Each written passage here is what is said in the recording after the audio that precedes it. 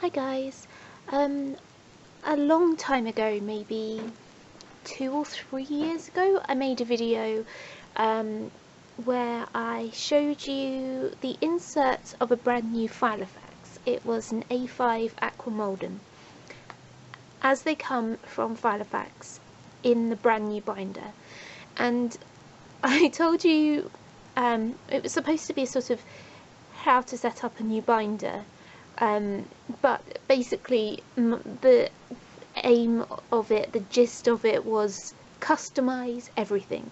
Take what you don't need and get rid of it, and change things and make it perfect for you.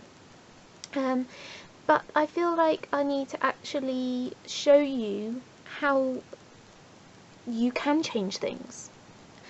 So I'm going to be setting up this binder. It's an A6 Vanderspec Touch Me, but you can use whatever binder you want.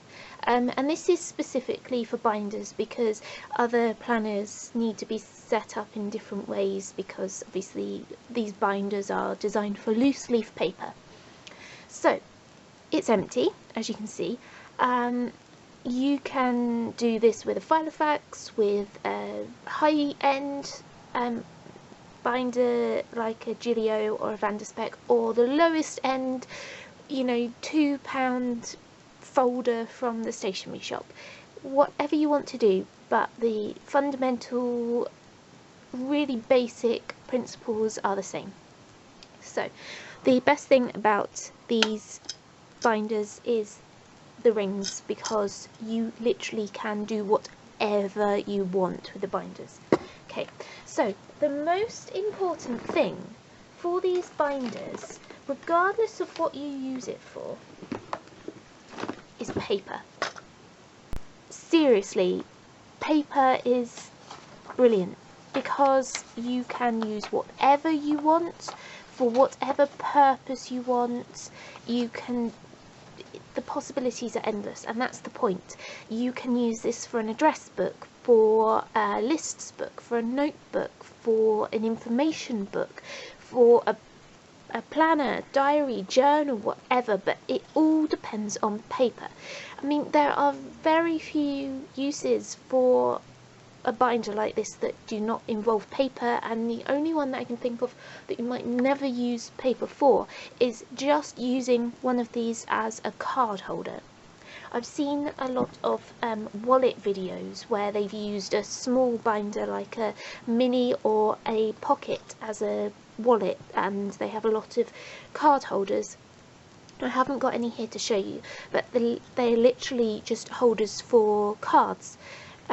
Store cards, points cards, maybe credit card type things, but usually that comes with paper to have as shopping lists, etc. But the most fundamental thing about these binders is paper. Now, as you can see, I've got two different types here. I have plain and I have grid, but you can literally chop up any book, any paper, anything, punch it and put it in your binder. Another brilliant thing about being able to put whatever paper you want into your binder is that you can put in paper of different sizes.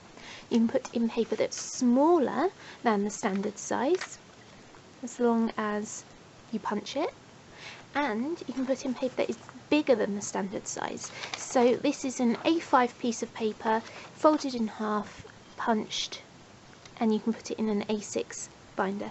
A5 is double A6 size, so I've actually cut off about a centimetre from the bottom so that when I fold it over it doesn't stick out any further than the normal paper, but you could just fold it in half and punch both the top and the bottom, and then you can have it on the rings, fold it outwards, and you've got an A5 piece of paper in your A6 binder. And the next thing, and the rest of this is optional, the next thing for me is dividers. Now, there's loads of different types of dividers.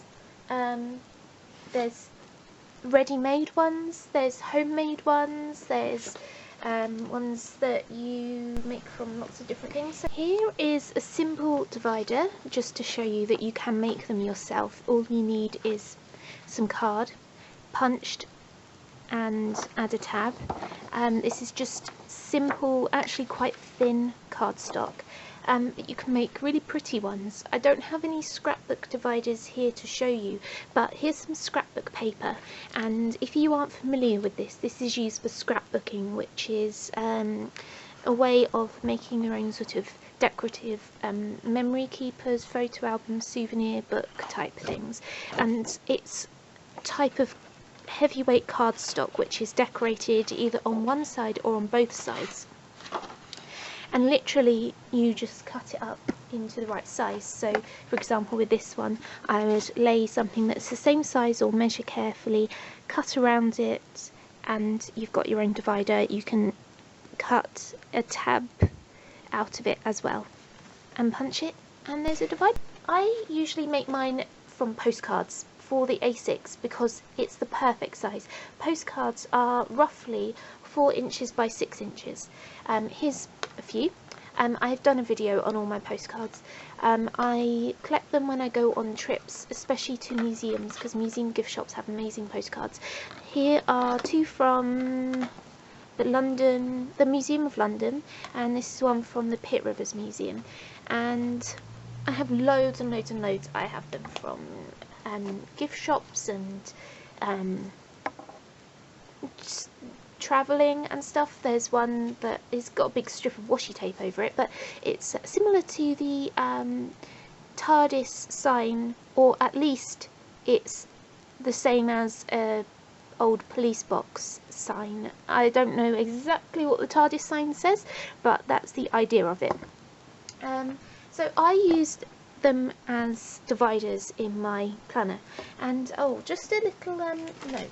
So you can use whatever you want for dividers. You can use the pre-made ones. So for example, if you're getting a planner from Filofax or somewhere, it's known to come with inserts probably, and they will include dividers. You can use them. You can make your own. You can cut them out of wrapping paper and stick them onto some card. You can use scrapbooking card, old greetings cards, anything you want. You can buy them online. You can buy them from sort of normal shops like Filofax and I mean online stores, Daytimer, Franklin Covey, etc. Or you can buy them from, there's probably hundreds of Etsy shops by now that make binder accessories, or you can make them yourself. And it's really simple. It's just as straightforward as cutting a rectangle out of some card and punching them.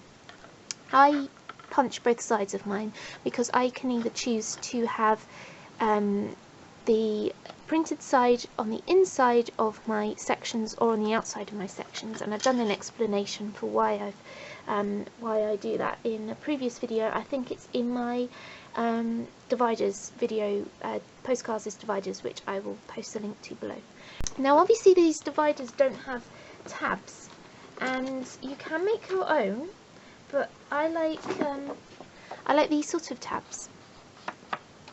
This is to you, if you don't know what they are, you know, in a normal binder or folder divider you have a section that sticks out so that you can find the section. That is literally what these are, but these are Martha Stewart ones. They're from the Avery company, and they don't sell them in the UK anymore, unfortunately. They might still sell them in the US, but they are repositionable, restickable, and they're fantastic. But you can make your own. All you need is a bit of card and some tape to stick them on with, and the best thing to stick them on with is washi tape. And if you don't know what washi tape is, that's a whole nother video, and there are loads of videos online where it can show you what washi tape is. But it's basically a roll of paper tape which is repositionable and doesn't leave any residue, and the best brand in my eyes is MT because it is the strongest and the stickiest, but it doesn't leave any residue, and unless you use it like 100 times it doesn't peel back on itself. It's the strongest and the best.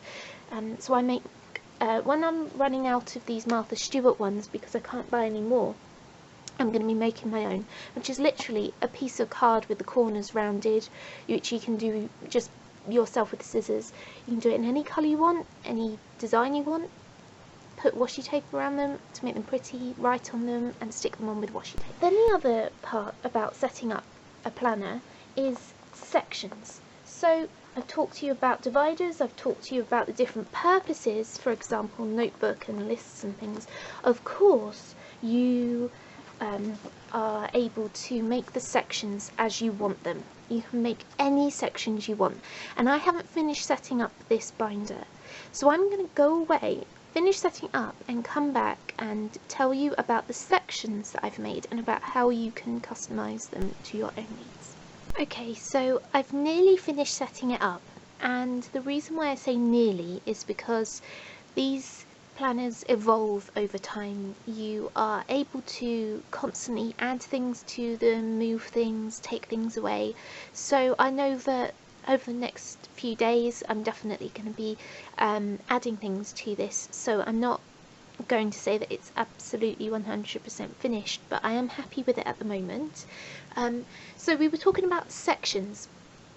So the beauty of customizing your planner is that you are able to decide which sections you want and where you want them to be.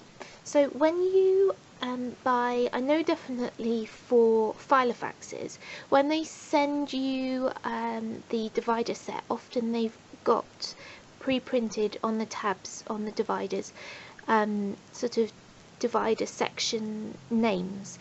So you've got like I can't remember, I haven't had a set for ages, but for example notes, diary, addresses, and you may not want addresses in there, or you may call your diary calendar or something like that.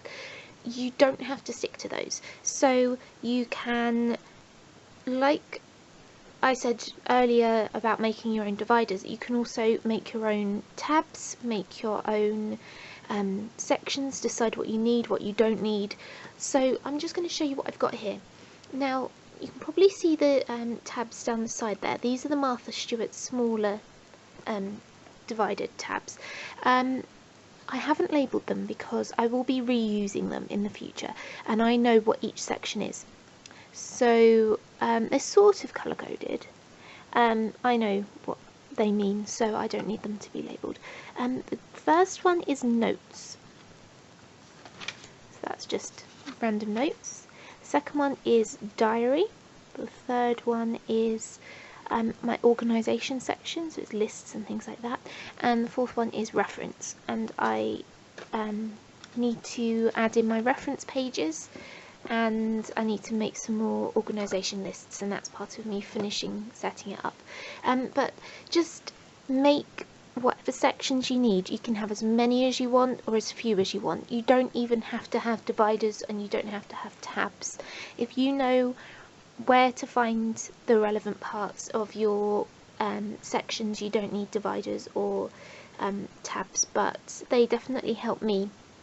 Although I haven't had to actually label the tabs for a few years, because I tend to stick to the same setup because it works for me. Yeah, so that is part of the beauty of having a customizable planner, specifically in a binder. So the next section is diary inserts. Now you can buy them pre-made. You can use the ones that come in the pack when you buy your binders. So for example, when you buy a Filofax, they come with dividers. I'm not sure about the other companies. I know that Franklin Covey and Daytimer sell them online as Filofax do. They usually have lots of different styles, so there's like week on 2 pages, week on 1 page plus notes, week on 1 page, day per page, day on 2 pages, 2 days per page. They do monthlies, they do yearlies, they even do many years on one spread. I make my own. So you can make your own on computer and print them out. You'd have to then cut them and punch them, or you can make your own with just a pen and paper like I do. It's much simpler, I think, and much more customizable. I mean, literally all I do is, I'm trying to find blank ones, I just take some grid paper, because grid is my favourite, and draw the lines and write in the dates. And that way I can do it however I need to. I can make it perfect for me. At the moment I've got a week on 4 pages. That means 2 days per page, and monthlies, just simple monthlies. You can also buy them online, for example on Etsy, and print them off or get them delivered. And you can also print off free ones, for example on Filofaxy, which are Ray and Steve's their diary and such, which are fantastic. It does involve some skills in printing, which I don't have, so that's another reason why I make my own. Another brilliant part of being able to customize your own planner is that you can invent things. You can add things that nobody has ever thought of before. If you've thought of something that will work for you that nobody makes or sells, you can add things that the companies that make the binders don't make or sell themselves. You can take inspiration from people on the internet or people whose binders you've seen maybe in person, and you can make these things yourself if you're crafty enough, or maybe you can ask someone else to make them for you, or you can buy other people's inventions online. So a lot of people have Etsy shops in which they sell, for example, planner inserts, or other types of inserts that they have made themselves and that they think other people will be interested in buying. So for example, I have made this Today ruler. I haven't finished actually filling it in, but I don't know if you've ever seen the Franklin Covey ruler pouch. I can't remember exactly what they call it, but it's a ruler which has got slits down 2 sides, and you can insert pieces of paper as like lists and things. I made my own one of them. So it's a top loading ruler, and it's just made out of overhead projector sheets, which I just cut them down to 5 centimeters, which is 2 inches wide, and as long as a A6 page, but a bit longer so that the tab sticks out the bottom, so I can find my today. And this is going to be for routines, for repetitive habits. I can't quite get it out now. That's another thing. You can, if you find that something isn't working, you can adjust it, you can make it work for you. So I'm going to write my habits that I've got to learn on these pieces of paper. It acts as a ruler, so it goes, well, when I say ruler, we don't necessarily mean measuring ruler, it just means the thing that you use to find your today. So when your binder is shut, you can pull it and there is today. And it's double-sided. I'm going to write the list on both sides so that I can see, if I'm on this page I can see it here, and if I'm on this page I can see it here. Another thing that I've made, so that's a sort of accessory, I've made this. So it's just a list of all the perishable foods or the frozen foods that I've got, so I know how many I've got and I can cross them off as I eat them, so that I know when I go to the shops what I don't need to buy, that I've got enough meat, or I'm in university now with just one food cupboard, and everything tends to get buried under more food. So if I've got any fresh things like bananas and things, they can get buried under other food, and I might not be able to find them and forget that they're in there, and then I end up with a rotten banana in my cupboard after 3 weeks, which is disgusting. So I need to know that I've got bananas left. Also helps me when I'm going shopping. So I've not seen anybody making an insert like this, so I've made my own insert. So that's the beauty of a binder. You don't have to stick to pre-made inserts, you don't have to stick to the sections that the company thinks you want. You can invent your own stuff, you can make your own diary pages, you can take inspiration from other people, you can buy the hundreds and hundreds of different types of inserts and accessories that are available online. You can decorate it the way you want with dividers and pretty things, or you can have it as simple as you want. You can effectively do it for almost free if you buy one binder and use it for the rest of your life and just use paper. For example, this grid paper comes from a pack that cost me £1.99 in my university bookshop, and that if I were to make my diary inserts and my notes inserts, etc., from that paper for the rest of the whole booklet, it would literally have cost me £1.99, and that would probably last me about 3 years. So it's so cheap compared to having to buy a brand new planner. Whether you buy a cheap one, you can buy a £1 diary and it can last you all year, but you could also buy one of those very expensive ones online, such as an Erin Condren, and by the end of the year you've got to buy another one, and they can be something like $60. If you buy one binder and it does you your whole life, which these high quality leather ones often do, depending on which company you go for. I know Vanderspec are very, very high quality, and I think that it will last me my whole life. Then buying the inserts is very cheap. Very, very cheap. So it's a very, very good type of planner, and I highly recommend them. And there are thousands of blog posts, YouTube videos, and dozens of Facebook groups where you can get advice and ask questions, get information, find links. The community is wonderful, the resources are wonderful. So yeah, good luck with your planning. Bye.